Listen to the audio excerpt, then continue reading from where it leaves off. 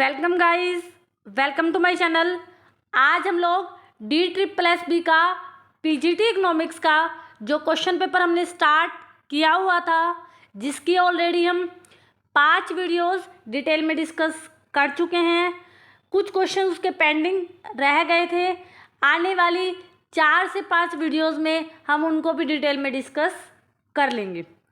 ये जो question paper है DSSB का PGT इकोनॉमिक्स का फीमेल का क्वेश्चन पेपर है, जो कि 21 जून को हुआ था। इस क्वेश्चन पेपर को हम सॉल्व कर रहे थे। इसके अंदर 200 क्वेश्चंस हैं, जिसमें से काफ़ी क्वेश्चंस हम सॉल्व कर चुके हैं। बाकी बचे हुए कुछ क्वेश्चंस हम आने वाली वीडियोस में सॉल्व कर लेंगे। इससे पहले भी हम डिफरेंट एग्ज़ाम के, चाहे KVS के क्वेश्चन पेपर हो, NVS के क्वेश्चन पेपर हो, HTET इकोनॉमिक्स हो, UGC नेट हो, हम बहुत से क्वेश्चन पेपर्स डिटेल में हर क्वेश्चन को सॉल्व कर चुके हैं। अगर आप चैनल पर नए हैं, आपको नहीं पता और आप क्वेश्चंस की प्रैक्टिस करना चाहते हैं, तो आप चैनल पर जाइए, आपको हर एक क्वेश्चन पेपर की प्लेलिस्ट मिल जाएगी। और उसके बावजूद भी अगर आपको कोई डाउट आता है तो आप कमेंट सेक्शन में मुझसे पूछ सकते हैं। आज का जो हमारा क्वेश्चन पेपर है, इसका फर्स्ट क्वेश्चन देखिए। Who suggest imposition of tax known today as a corrective tax to tackle the negative externality। आप लोगों को पता है 2 तरह की एक्सटर्नैलिटी होती है, नेगेटिव और पॉजिटिव। क्वेश्चन ये पूछ रहा है कि इन्होंने ये सजेशन दिया कि हमें नेगेटिव एक्सटर्नैलिटी को टैकल करने के लिए टैक्स जो है लगा लेना चाहिए। फर्स्ट ऑप्शन है Arthur Pigou, Pareto, George Akerlof, Ronald Coase. आप लोगों को पता है एक्सटर्नैलिटी को टैकल करने के लिए टैक्स लगाना, जिसे हम पिगुअन टैक्स के नाम से भी जानते हैं। तो ये जो आइडिया था, ये जो सजेशन था, ये किसका था? पिगू का था, आर्थर पिगू का। तो इसीलिए इस क्वेश्चन का राइट आंसर क्या हो जाएगा? ऑप्शन नंबर फर्स्ट ही आपका राइट आंसर हो जाएगा। उन्होंने कहा था कि इकोनॉमी में जिसके भी प्रोडक्शन और कंजप्शन की वजह से नेगेटिव एक्सटर्नैलिटी हो रही है, उसके ऊपर आप टैक्स लगा दीजिए। टैक्स लगने से उसकी मार्जिनल कॉस्ट बढ़ जाएगी, और जब उसकी मार्जिनल कॉस्ट बढ़ जाएगी तो वो ऑटोमेटिकली उस गुड का प्रोडक्शन और कंजप्शन क्या कर लेगा? कम कर लेगा। तो ये सजेशन किसका था? आर्थर पिगू का था। तो ऑप्शन नंबर फर्स्ट आपका राइट आंसर हो जाएगा। अगला क्वेश्चन देखिए। अगला क्वेश्चन में बोला गया है economies of scale eminent from. यहाँ पर क्वेश्चन में बोला गया है कि जो इकोनॉमीज ऑफ स्केल आपको मिलते हैं, ठीक है, इकोनॉमीज ऑफ स्केल जो मिलते हैं वो कैसे मिलते हैं? फर्स्ट ऑप्शन में बोला गया है production of 2 complementary product separately, कि अगर 2 कॉम्प्लीमेंट्री गुड्स हैं, पूरक वस्तुएं हैं, हम उनका प्रोडक्शन अलग अलग करें तब ऐसा होगा। या प्रोडक्शन बल्क में करें। बल्क में प्रोडक्शन करने का मतलब है आप बहुत बड़ी क्वांटिटी में किसी भी चीज़ को क्या करो? प्रोड्यूस करो। थर्ड ऑप्शन में बोला है production of 2 different product jointly. Third option में क्या बोला है? आप 2 गुड्स बनाओ, लेकिन उनका प्रोडक्ट का जो प्रोडक्शन है आप क्या करो? इकट्ठा करो, जॉइंटली करो। फोर्थ ऑप्शन में बोला है लर्निंग बाय डूइंग, आप करते जाओ, सीखते जाओगे। अब आप ये देखिए, किसी भी इकोनॉमी में जो स्केल जितना बड़ा होता है, प्रोडक्शन का स्केल का मतलब क्या होता है कि आपको बहुत से आंतरिक और बाहरी फ़ायदे हो रहे हैं प्रोडक्शन करने से, वो आपको तभी होंगे, इकोनॉमीज ऑफ स्केल जब ही आपको मिलेंगी जब आप क्या करोगे? प्रोडक्शन को किस में करोगे? बल्क में करोगे। तो इसीलिए इस क्वेश्चन में भी इन्होंने यही पूछा कि इकोनॉमीज ऑफ स्केल आपको एमिनेट कब होंगे? तो हमें तभी एमिनेट होंगे जब हम बल्क में प्रोडक्शन करेंगे। तो इसीलिए ऑप्शन नंबर सेकंड यहाँ पर आपका राइट आंसर हो जाएगा। अगला क्वेश्चन देखिए। अगले क्वेश्चन में क्या बोला गया है? यहाँ पर ये बोला गया है ऑल द फॉलोइंग फैक्ट, आपको फैक्ट दिए गए हैं गुड्स फॉर अ कंज्यूमर। अब यहाँ पर कंज्यूमर के संतुलन का कौन सा एक फैक्ट जो है गलत दिया गया है? यहाँ पर आपको उपभोक्ता के संतुलन के बारे में फैक्ट्स गिवन है। अब क्वेश्चन में ये पूछा गया है कि इनमें से, इन 4 फैक्ट में से कौन सा एक फैक्ट है जो एक उपभोक्ता के संतुलन को नहीं बताता? फर्स्ट ऑप्शन देखिए, वैसे तो इसमें टिक किया ही हुआ है, लेकिन हम क्वेश्चन को समझेंगे। फर्स्ट ऑप्शन को पढ़ते हैं, the indifference curve is the highest possibility curve attain bye a consumer. एक इंडिफरेंस कर्व आपका यही तो दिखाता है कि एक कंज्यूमर अपनी लिमिटेड इनकम से क्या हाईएस्ट पॉइंट को अटेन कर सकता है। तो ये बात तो बिल्कुल सही बोली गई है उपभोक्ता संतुलन के बारे में। अब आप थर्ड ऑप्शन को पढ़िए, जो गलत है पहले हम उनको पढ़ते हैं, ठीक है। Utilities maximize at a tangency of budget line और इंडिफरेंस कर्व, कि यूटिलिटी हमारी मैक्सिमाइज होती है जब हमारी बजट लाइन इंडिफरेंस कर्व को टच करती है। ये बात भी सही है, यहीं पर उपभोक्ता संतुलन में होता है। ये हमारी बजट लाइन हो गई, ये हमारा इंडिफरेंस कर्व हो गया, ये उसने उसको टच कर दिया, और यहाँ पर हमारी यूटिलिटी क्या होती है, मैक्सिमम होती है। Optimum bundle and slope of indifference curve is and slope of budget line. यहाँ पर ये बोल रहा है कि बजट लाइन का स्लोप और किसका स्लोप, बजट लाइन का स्लोप और इंडिफरेंस कर्व का जो स्लोप है वो बराबर, बजट लाइन का और इंडिफरेंस कर्व का स्लोप बराबर होगा। तो आप लोगों को पता है ये भी बात सही है। जो बात गलत है यहाँ पर वो क्या बोला गया है, द पॉइंट, जो आपका इक्विलिब्रियम का जो पॉइंट है वो हमेशा फिजिबल एरिया के अंदर हो, कि यहाँ पर ये बोला गया कि आपका जो संतुलन है हमेशा फिजिबल एरिया डिसाइड कर दिया गया, आपका हमेशा जो संतुलन है इस फिजिबल एरिया के अंदर हो। ये ज़रूरी नहीं है, ये इंडिफरेंस कर्व के किसी भी पॉइंट पर हो सकता है। तो यहाँ पर ऑप्शन नंबर सेकंड में बोली गई बात क्या है, बिल्कुल गलत है। तो यही इन्होंने पूछा था कि कौन सा फैक्ट गलत है, तो ऑप्शन नंबर सेकंड इसलिए इस क्वेश्चन का आपका राइट आंसर हो जाएगा। अगला क्वेश्चन देखिए, अगले क्वेश्चन में क्या बोला गया है, नैश इक्विलिब्रियम। आपने देखा हम DSSB का जब से क्वेश्चन पेपर कर रहे हैं, मेरे ख्याल से ये चौथा से पांचवा क्वेश्चन ऐसा है जो आपसे नैश इक्विलिब्रियम से पूछा गया है। तो ये वाला टॉपिक बहुत ज़्यादा पेपर में आया हुआ है। तब भी मैंने आप लोगों को बताया था कि नैश इक्विलिब्रियम एक ऐसी सिचुएशन होती है गेम थ्योरी में जिसके अंदर कोई भी प्लेयर, दो प्लेयर मान लो खेल रहे हैं गेम को, मान लो ए और बी, ठीक है, दो प्लेयर खेल रहे हैं। पहली बात, नैश इक्विलिब्रियम में वो नॉन कोऑपरेटिव गेम खेलते हैं। और दूसरी बात, अगर दोनों अपनी स्ट्रेटेजी होती है तरीका, कोई भी स्ट्रेटेजी यूज़ कर रहे हैं, अगर वो अपनी स्ट्रेटेजी को चेंज करेंगे तो उनको कोई फ़ायदा नहीं होगा, और यही होता है नैश इक्विलिब्रियम। इसका मतलब हम ये कह सकते हैं कि हर एक प्लेयर, मान लो दो प्लेयर है इसके अंदर, तो दोनों ही प्लेयर अपने हिसाब से अपनी बेस्ट जो है वो चूज़ करते हैं। बात समझ आई। और इनको अपनी स्ट्रेटजी चेंज करने से कोई फ़ायदा नहीं होता, यही नैश इक्विलिब्रियम आपको बताता है।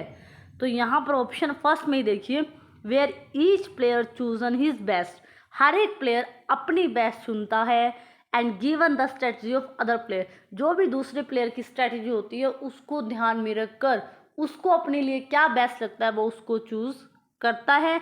यही हमारा नैश इक्विलिब्रियम होता है। तो इसीलिए ऑप्शन नंबर फर्स्ट आपका यहाँ पर क्या हो जाएगा, राइट आंसर हो जाएगा। अगला क्वेश्चन देखिए, अगले क्वेश्चन में क्या बोला गया है, which of the following is non tariff barrier in international trade. अब आप लोगों को पता है दो तरह के बैरियर्स होते हैं, एक तो टैरिफ बैरियर्स होते हैं, एक नॉन टैरिफ बैरियर्स होते हैं, ठीक है। अब इंपोर्ट पर बैन लगा देना ये भी टैरिफ में बैरियर है, टैरिफ बैरियर है, ठीक है। आपने एक तरह से टैरिफ लगा दिया किसी भी कंट्री, मान लो हम अमेरिका के साथ ट्रेड कर रहे थे, अब हमने कहा कि एक्सपोर्ट करना बिल्कुल बैन है उनको, तो ये किस तरह का बैरियर है, ये एक टैरिफ बैरियर है, ठीक है। एक्सपोर्ट को आप कंट्रोल करना चाहते हो, कंट्रोल करने के लिए आप टैक्सेस वगैरह बढ़ा दोगे, टैरिफ लगा दोगे, तो ये भी किस तरह का बैरियर है, टैरिफ बैरियर है, ठीक है। इंपोर्ट पे आपने ड्यूटी लगा दी है, मान लो 25%, 30%, तो वो भी एक तरह का टैरिफ होता है। तो क्या चीज़ एक टैरिफ नहीं है, इंपोर्ट कोटा। इंपोर्ट कोटा का मतलब होता है कि आपने कोई चीज़ इंपोर्ट की, इंपोर्ट करने में आपका कोटा डिसाइड कर दिया, जैसे मान लो इंडिया के अंदर ये डिसाइड कर दिया जाए कि दूसरे देश से कोई भी कमोडिटी हम इतनी मैक्सिमम जो है इंपोर्ट कर सकते हैं, तो वहाँ पर होता है इंपोर्ट कोटा। ये टैरिफ बैरियर में नहीं आता, ये नॉन टैरिफ बैरियर होता है। तो इसीलिए इस क्वेश्चन का right answer option number third आपका राइट आंसर हो जाएगा। अगला क्वेश्चन देखिए, अगले क्वेश्चन में बोला गया है a true indicator of economic growth, किससे आपको सही में पता लगता है कि एक इकोनॉमी में सही में ग्रोथ हुई है? इन्फ्लेशन से, पर कैपिटल इनकम से, एम्प्लॉयमेंट से या रियल जीडीपी से? किसी भी इकोनॉमी में लोगों की पर कैपिटल इनकम कितनी है, उससे उनका स्टैंडर्ड ऑफ लिविंग, रहने का तरीका, ये सब आपको पता लगता है और इसी से आपको पता लगता है कि वो इकोनॉमी ग्रोथ कर रही है या नहीं कर रही। तो इसीलिए इस क्वेश्चन का right answer option number second आपका राइट आंसर हो जाएगा।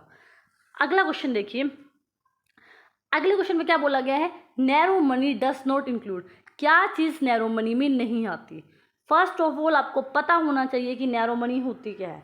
नैरो मनी क्या होती है? M0 जो मनी होती है उसको हम नैरो मनी बोलते हैं। क्या? M0 जो मनी होती है हमारी, वो हमारी नैरो मनी होती है। इसके अंदर हमारी जो फिजिकल मनी है, कौन कौन सी? इसमें सारे कॉइन्स आते हैं, ठीक है, इसमें सारी हमारी करेंसी आती है, कॉइन आता है, डिमांड डिपॉजिट्स जितने भी हमारे होते हैं, या फिर जितनी भी लिक्विड असेट्स हैं जिनको हम क्या कर सकते हैं, जो कि एक्सेसिबल है किसके पास? सेंट्रल बैंक के पास। मैंने कहा डिमांड डिपॉजिट्स, कॉइन्स, ये सब चीज़, या फिर लिक्विड असेट्स, ये सब हमारी किसके अंदर आती है? नैरो मनी के अंदर आती हैं। अब क्वेश्चन में पूछ रहा है नैरो मनी में क्या इंक्लूड नहीं करते। आप ऑप्शन को देखिए, फर्स्ट ऑप्शन में है demand deposits of bank, second option में है नोट इन पब्लिक, ये भी आता है, कॉइन्स भी आते हैं, टर्म डिपॉजिट, ये लॉन्ग टर्म डिपॉजिट्स होते हैं, ये टाइम डिपॉजिट्स होते हैं। तो इसीलिए ये जो है आपके नैरो मनी में नहीं आते और यही इस क्वेश्चन का राइट आंसर हो जाएगा, क्योंकि इन्होंने हमसे नॉट इंक्लूड जो है वो पूछा है। अगला क्वेश्चन देखिए, अगले क्वेश्चन में बोला गया है which of the following is a barrier to entry to a new firm into a market. यहाँ पर एक क्वेश्चन में बोला गया, मान लो ये मार्केट है, मार्केट के अंदर कोई नई फर्म आना चाहती है, मान लो एक फर्म है वो चाहती है कि मैं प्रोडक्ट बनाऊं, मार्केट में आऊं, तो यहाँ पर ये बोला गया है कि इस ए फर्म को क्या चीज़ मार्केट में आने से रोकेगी। फर्स्ट है पेटेंट राइट्स, कंज्यूमर की जो सेवरिजिटी होती है, मतलब प्रभुसत्ता, वो लो फिक्स कॉस्ट ऑफ प्रोडक्शन, कि उसकी प्रोडक्शन करने की कॉस्ट अगर लो आ रही है तो वो उसको रोकेगी, या परफेक्ट नॉलेज।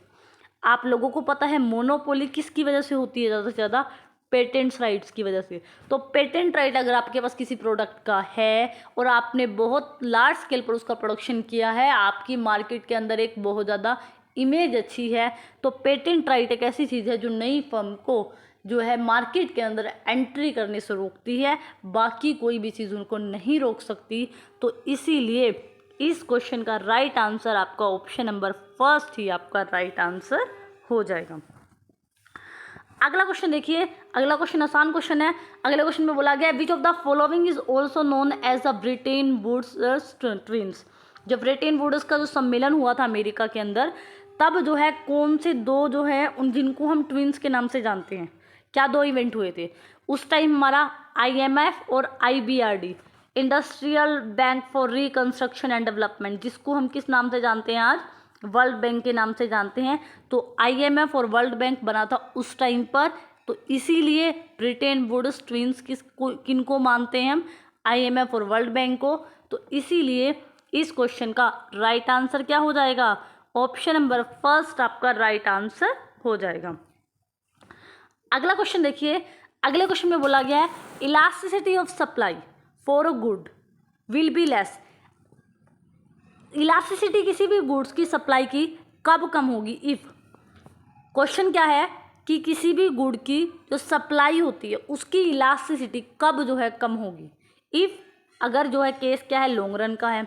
सेकंड क्या है कि अगर क्लोज सब्स्टिट्यूट अवेलेबल है कंज्यूमर के पास। थर्ड क्या है? Easy for firm to enter the industry, कि एक फर्म के लिए बहुत आसान है मार्केट में एंटर करना इंडस्ट्री में। एंड फोर्थ क्या है? There is little spare capacity in industry, अगर कोई भी इंडस्ट्री जिसके पास कैपेसिटी नहीं है अपने प्रोडक्शन को स्केल करने की, तो आप हमेशा याद रखना उसकी जो इलास्टिसिटी ऑफ सप्लाई है, इलास्टिसिटी ऑफ सप्लाई कम होने का मतलब है कि वो ज़्यादा सप्लाई नहीं कर पा रही। तो उसका एक ही रीज़न हो सकता है, क्या हो सकता है? कि उसके पास लिटल स्पेयर कैपेसिटी है, एडवांस में वो प्रोडक्ट को बना के नहीं रख पा रही, इसीलिए वो सप्लाई कम कर पा रही है। तो इसीलिए इस क्वेश्चन का राइट आंसर ऑप्शन नंबर 4 आपका राइट आंसर हो जाएगा। अगला क्वेश्चन देखिए, अगले क्वेश्चन में क्या बोला गया है, which of the following will shift demand curve of alcohol to left. मान लो क्या चीज़ एल्कोहल की डिमांड को लेफ्ट साइड शिफ्ट, मान लो ये एल्कोहल का डिमांड कर्व है, क्या जो चीज़ है एल्कोहल की डिमांड को लेफ्ट साइड शिफ्ट कर देगी।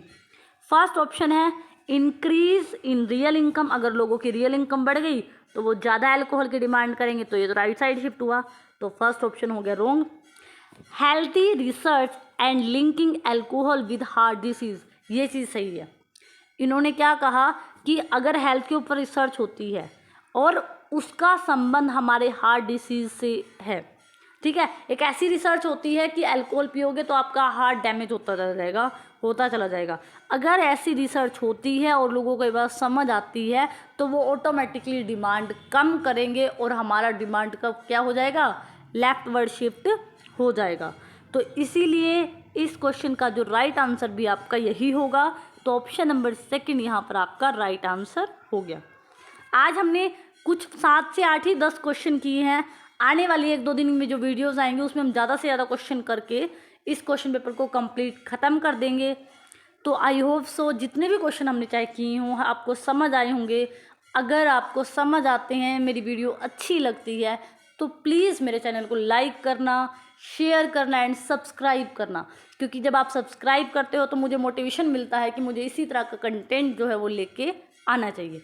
आपको मेरी वीडियो से रिलेटेड कुछ भी सजेशन है तो आप मुझे कमेंट सेक्शन में बता सकते हैं। And thank you so much for watching this.